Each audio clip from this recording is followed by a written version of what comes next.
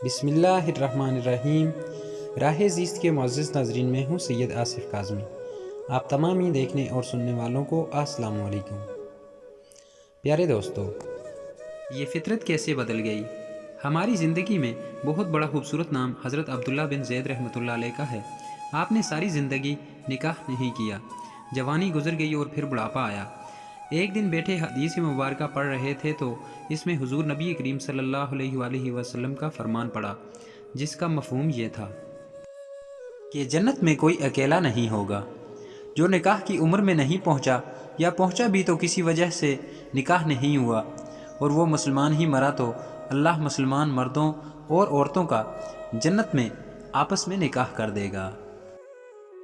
انہوں نے جب یہ حدیث پاک پڑھی تو دل میں خیال آیا کہ یہاں تو میں نے نکاح نہیں کیا، لہٰذا جنت میں تو ہونا ہی ہونا ہے، تو جنت میں میری بیوی کون ہوگی؟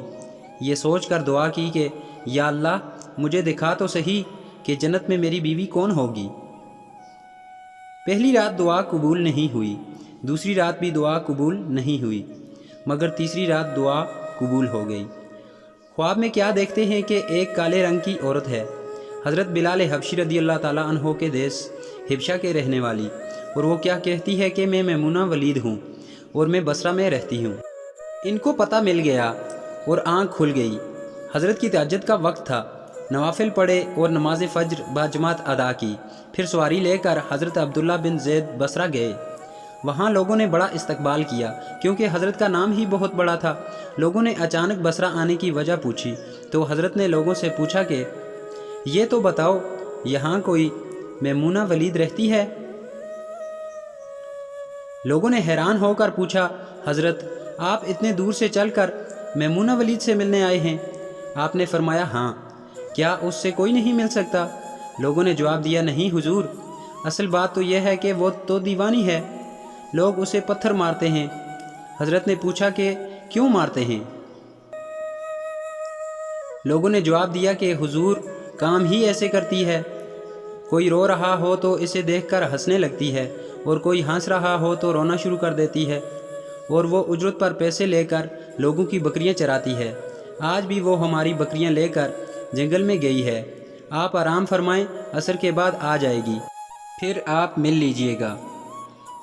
حضرت نے فرمایا کہ عصر کس نے دیکھی ہے، یہ تو بتاؤ وہ کس سمت گئی ہے؟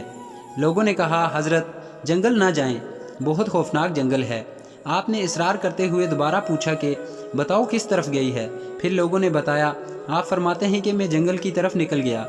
جب میں جنگل میں پہنچا تو دیکھا کہ واقعی جنگل بہت خوفناک تھا، جنگلی جانوروں کی بھرمار تھی، قدم قدم پر کوئی نہ کوئی چیز کھڑی تھی۔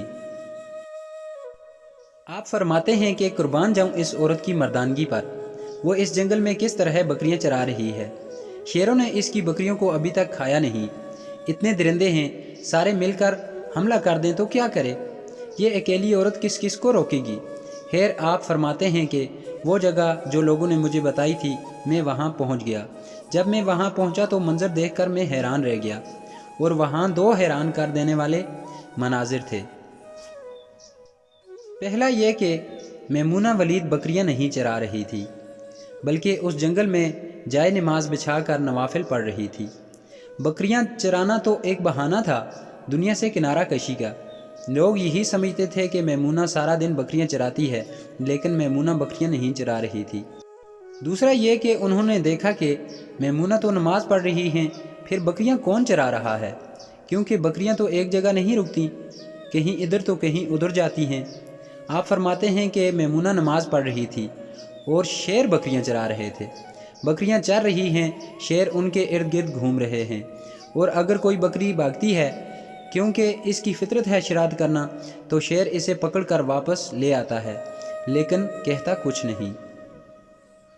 آپ فرماتے ہیں کہ میں حیران و پریشان کھڑا تھا کہ یہ کیسے ہو گیا ہے، یہ فطرت کیسے بدل گئی؟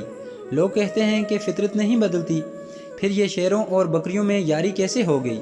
آپ فرماتے ہیں کہ میں حیران و پریشان کھڑا ہوں، مجھے پتہ نہیں کہ کب میمونہ ولید نے نماز ختم کر دی اور مجھے مخاطب کر کے کہتی ہیں کہ اے عبداللہ، ملنے کا وعدہ تو جنت میں تھا، آپ یہاں آ گئے۔ آپ فرماتے ہیں کہ میں اس کی بات سن کر حیران رہ گیا، کیونکہ اس سے پہلے تو ملاقات بھی نہیں ہوئی۔ تو میمونہ ولید کو میرا نام کیسے پتہ چل گیا؟ میں نے میمونہ ولید سے سوال کیا کہ اس سے پہلے ہم ملے نہیں، ملاقات نہیں ہوئی ہماری، تو میرا نام کیسے پتہ چلا؟ اس پر میمونہ ولید فرماتی ہیں، اے عبداللہ، جس اللہ نے رات کو تجھے میرے بارے میں بتایا ہے، اسی اللہ نے مجھے آپ کے بارے میں بھی بتا دیا ہے۔ آپ فرماتے ہیں کہ جس چیز نے مجھے سب سے زیادہ حیران کیا وہ یہ تھا کہ یہ فطرت کیسے بدل گئی۔ میں نے حضرت میمونہ ولید سے پوچھا، آپ یہ تو بتاؤ، یہ شیروں نے بکریوں کے ساتھ یاری کیسے کر لی؟ یہ تو غذا ہے ان کی، اگر شیر بکریوں کے ساتھ یاری لگائے گا تو کھائے گا کیا؟ یہ معاملہ کیسے ہو گیا؟ تو حضرت میمونہ ولید فرماتی ہیں، جب سے میں نے رب سے صلح کر لی ہے، اس دن سے ان شیروں نے بھی میری بکریوں کے ساتھ صلح کر لی ہے۔ آؤ ہم سب بھی ابھی سے اللہ کریم کے ساتھ صلح کر لیں، یاری لگا لیں، کہیں دیر نہ ہو جائے، رب کے ساتھ اپنا تعلق مضبوط کر لیں۔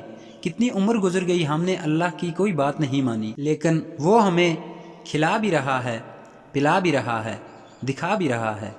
نماز پڑھیں، اللہ پاک کی یاد میں زندگی بسر کریں، یہی حقیقی کامیابی ہے۔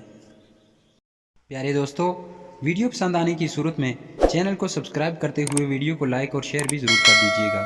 اگر سانسیں تھمی رہیں تو ملتے ہیں ایک اور نئے ویڈیو کے ساتھ، تب تک کے لیے میرا اور آپ سب کا اللہ نگہبان۔